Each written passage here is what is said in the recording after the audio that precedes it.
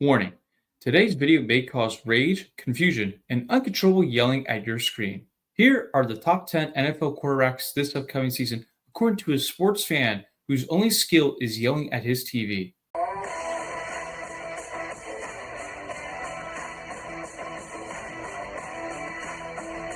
Hello, folks. Welcome to Jeremy Hadler's YouTube channel. I'm your host, Jeremy Hadler, and today's video I will be talking about who I think the top 10 QBs will be this upcoming season. That means, once again, I am predicting who will be the top 10 quarterbacks this upcoming season. Not who I think is right now, no. Who I think will be in the future here this upcoming season.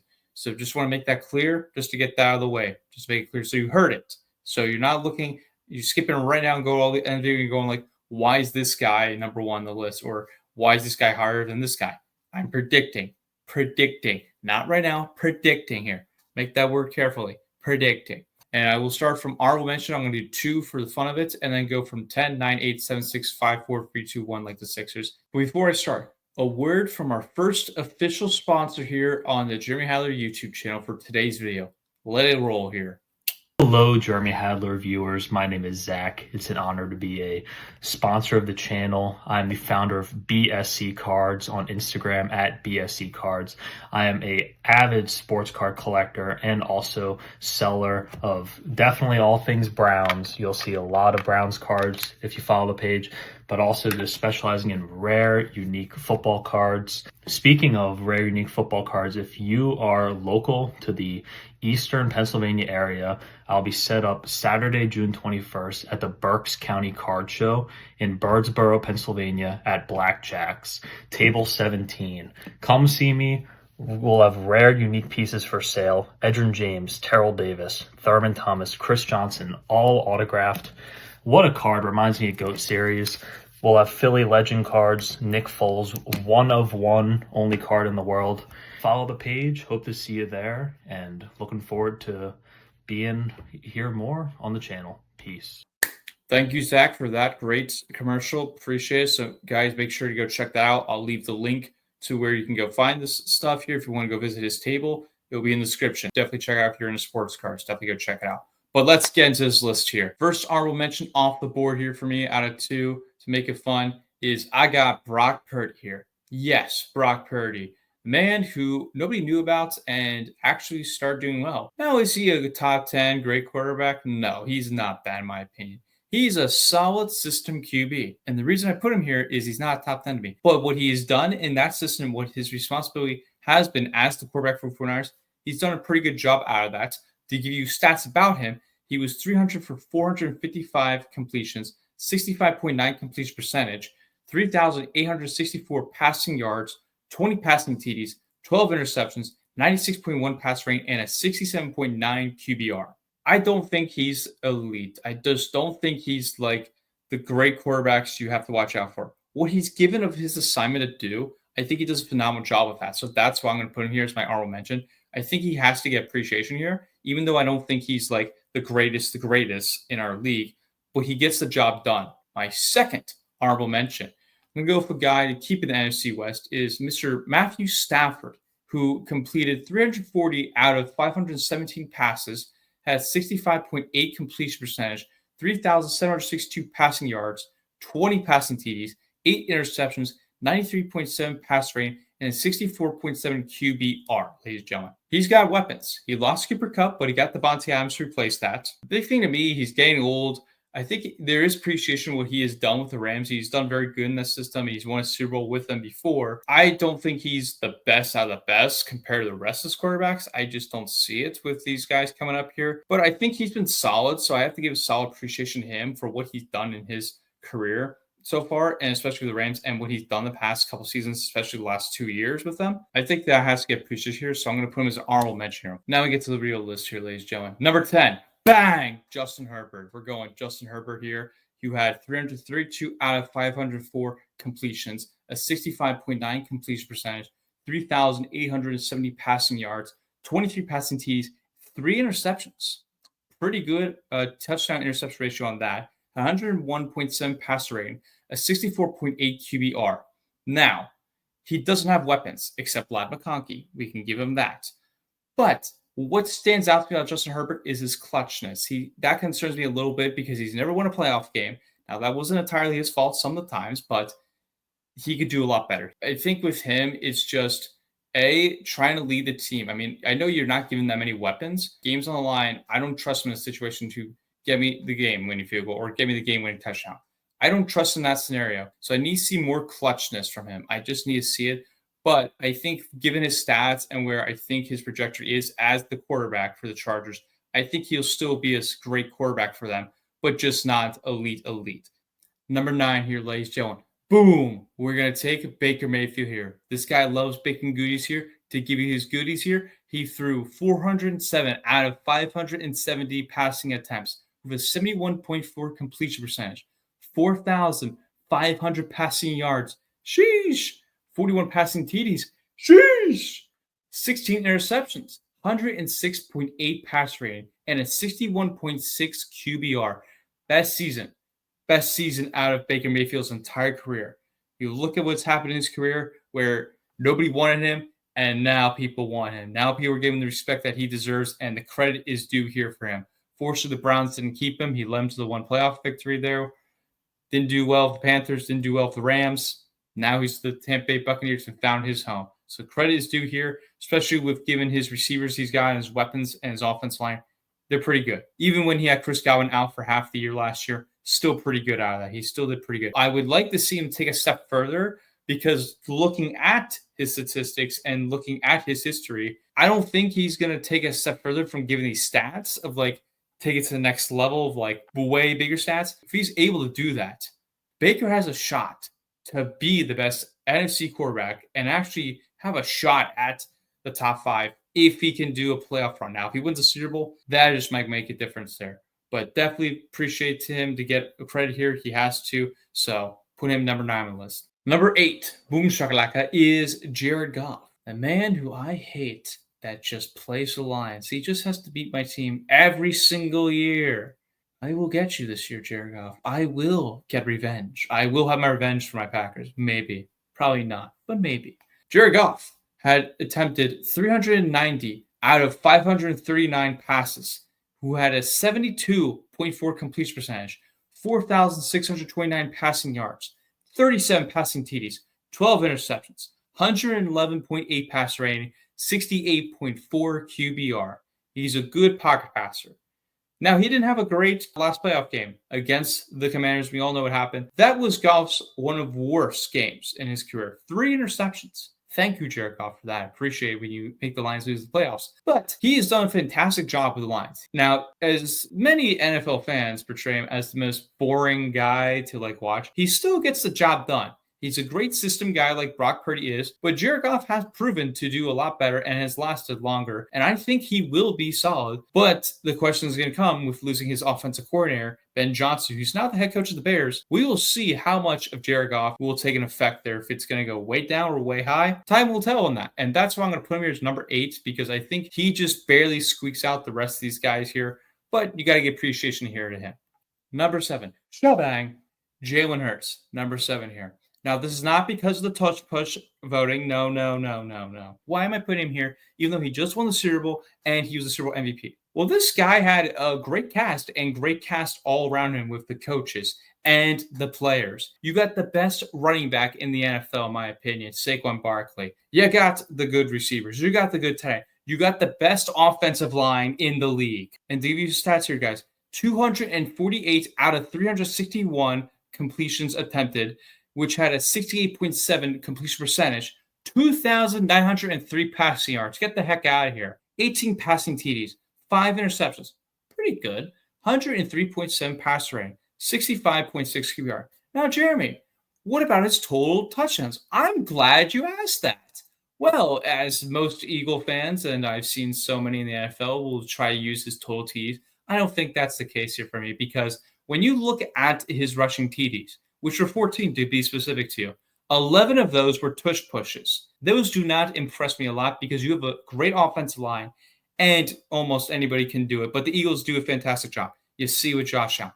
Saquon Barkley could just run it in there very easily. So that tells you about his rushing TDs. That's why I don't want to give too much of his total TDs, because I think that's a little bit skewed. And I will say that about Josh Allen too. I'm not just condoning on Jalen Hurts as well. Just say that. The tush push, not impressing me if you're getting for trying to compare your stats to that. Not impressive to me. But they give you his rushing yards, 630 rushing yards. But again, to me, he has the supporting cast, and what he's asked to do, he does a great job at it. But I think he needs to do a bit better, especially in the passing, because that was a big concern to me watching it. And I do think the Eagles will digress a little bit, not too much, because we saw the last time the Eagles went to the Super Bowl, they went down bad. It was terrible. Nobody wanted to talk about it. We have to wait and see how this goes. Number 6, I'm going to go bold here, and I know it, and everyone's going to call me a homer for this, but I got Jordan Love here. I'm calling the boldness here because his receivers had the most drops in the NFL last year. He was also banged up a couple times last year, but he played through it. He wasn't bad statistically. The decision-making is the biggest issue I have. He has Brett Favre's decision-making, but can throw like Aaron Rodgers. You love, you hate to see it. Hey, it goes well with that. You love and you hate to see it sometimes.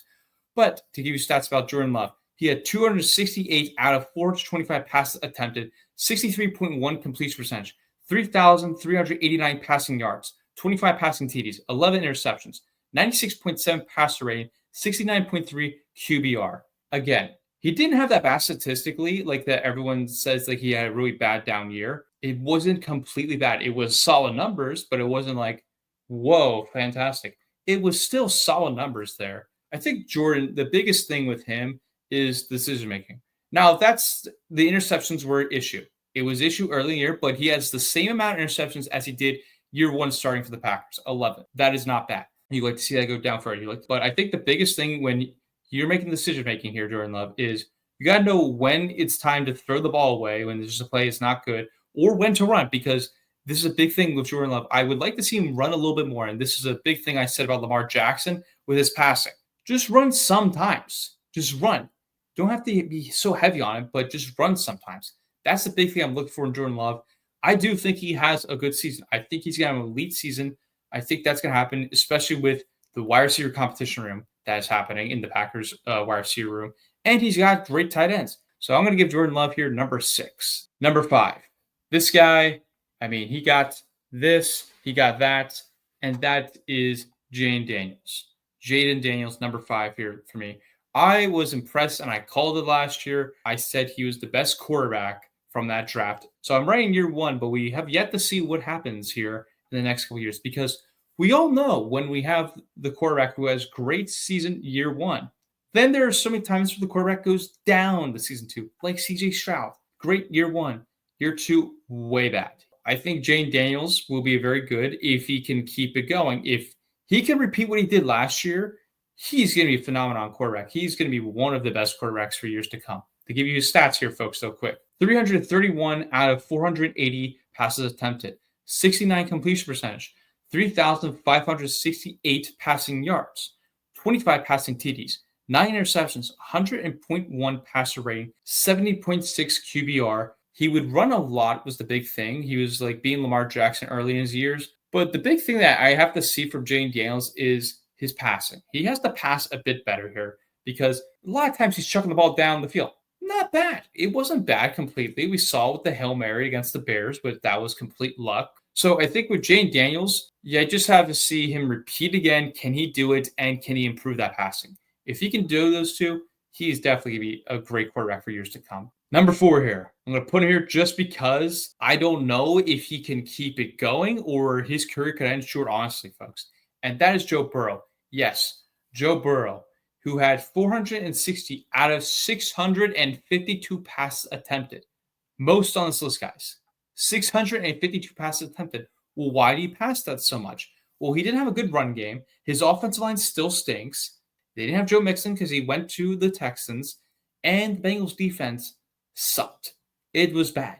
The Bengals offense would score maybe like 25, 28 points a game. High-scoring offense. The defense would just come on top of that and would just give up 40 points a game. Ridiculous out here. But to continue his statistics, he had 70.6 completion percentage, 4,918 passing yards, 43 passing TDs, 9 interceptions, 108.5 pass rate, and a 74.7 QBR. Now, if his team was better, if it was like in a high serious playoff contention, then I do think He had a legitimate shot to win MVP last year. But to me, I think Saquon Barkley should have won MVP. That's just me. But the thing with Joe Burrow is, can he stay healthy? Because he's gone hurt so much. And it's not going to end well. It's going to keep ending up like this. Is he keeps getting hurt and hurt and hurt. Finally, his career is going to be gone. And that's just going to be disappointing. I like Joe Burrow a lot. It's just, can he keep it going? Because the injuries have affected him a bit. If he's more healthy, I think he's going to have a great season here. Is just, can he have that? And the last 2 seasons, he has not made the playoffs. Now, that's just the team surrounding him, but still, they have not been able to make it to playoffs in 2 seasons. Maybe 3 seasons upcoming here if they didn't improve that defense. I feel bad for him, but I'm going to put him here for 4 right now. Number 3 here, guys. This guy I have bashed for so many years because he did not do some certain things, and how he was portrayed early in his career, he was mostly a running back, as some people would argue, and won an MVP because he was a running back, some would argue. But to me, he's doing what I said 2 years ago on this list when I did this, because I said for this man, he needed to improve his passing game, and he finally did that. And that is Lamar Jackson. Lamar Jackson probably should have won MVP. He probably should have, but they gave it to another guy. But in my opinion, I think it was a makeup because I thought Josh Allen should have won the year prior. So, I mean, it worked itself out. But Lamar, I mean, I think he's going to do fantastic once again. But to give you his statistics, 316 for 474 passes attempted, 66.7 completion percentage, 4,172 passing yards. First time in his career, ladies and gentlemen, he had over 4,000 passing yards. Incredible to see that. 41 passing TDs, 4 interceptions. That is ridiculous. Ridiculous to see that. 119 passer rating. He had 77.3 QBR. He had 4 rushing TDs that were greater than 5. And he had almost 1,000-yard rushing yards by having 915. So that's why a lot of people say he's a running back, because he runs all over the field. What I liked about him last year was he didn't heavily rely on the run. Now they have Derrick Henry. I give him that. But he still runs, but he doesn't run as much as early in his career. If he was able to harness that and back off a little bit, now I'm not against him just fully ruling out the running. If he backed that off, because he was getting banged up a little bit, he was getting hurt out there. So with this, I like what I saw. Lamar Jackson, I really like him a lot. The playoffs is a big concern because he has a total record of 3-5. That's not fantastic. He lost to Josh Allen in a shootout. I think Lamar Jackson will have a fantastic year and definitely is up there for MVP consideration once again. And hopefully he leads his team in the playoffs to wins and maybe a Super Bowl, because that's the biggest thing with Lamar Jackson is when he hits the playoffs, can he get the job done? Now, he was very close a couple years ago in the AFC Championship game in Baltimore against the Chiefs, but couldn't do it. So I'd like to give my appreciation out here to Lamar Jackson. Number 2, this guy, I just love watching him. He reminds me of Brett Favre a lot, and that is Josh Allen. Josh Allen, Mr. MVP, who finally won. He finally won his first MVP. 307 out of 483 passes attempted, 63.6 completion percentage, 3,731 passing yards, 28 passing TDs, 6 interceptions, 101.4 pass rate, and a 77.3 QBR, plus 531 rushing yards. And now to get to about the touch push stuff, because he also was a part of that as well here, ladies and gentlemen. He had 6 rushing TDs that were touch push out of 12 rushing TDs, where the other 6 were 5 yards or greater. So they were very impressive to me for that. But he does impossible things. I just love watching him. The biggest issue I have with Josh Allen, I will say, is he has been there so many times. He's like Peyton Manning in the playoffs against Brady. This is Josh Allen against Patrick Mahomes. He can never beat Mahomes in the playoffs. Regular season, sure, he can do that. But when the game's on the line in the postseason and your team needs to get the game-winning touchdown or a field goal, Josh Allen can't do it against Patrick Mahomes. That's his huge kryptonite. He did it against Lamar Jackson. He definitely could beat Joe Burrow. It's just, can he finally beat Patrick Mahomes? But I think Josh Allen, just seeing what he has done so far, I think it's impressive. And I think he's going to have another great MVP season. He needs to get over the hump against Patrick Mahomes. He did an impressive year even without his number 1 star receiver, Stephon Diggs. He didn't have Stephon Diggs last year because he left. All right, let's get to this over here. Number 1, let's just end it here, folks. Patrick Mahomes, cover the frog. And we just don't like him all. We are happy not to see him not win the Super Bowl. So thank you, Eagles. Thank you for letting that happen. Thank you for being Patrick Mahomes. He's the new Tom Brady. We all just don't like the guy. We all just don't. His statistics here, ladies and gentlemen, who had a 67.5 completion percentage, 3,928 passing TDs, 26 passing TDs, 11 interceptions, 93.5 pass rating, 67.6 QBR. I think the biggest thing for what I've seen from this list here, I will say, is the touchdown interception ratio. Interceptions were way down.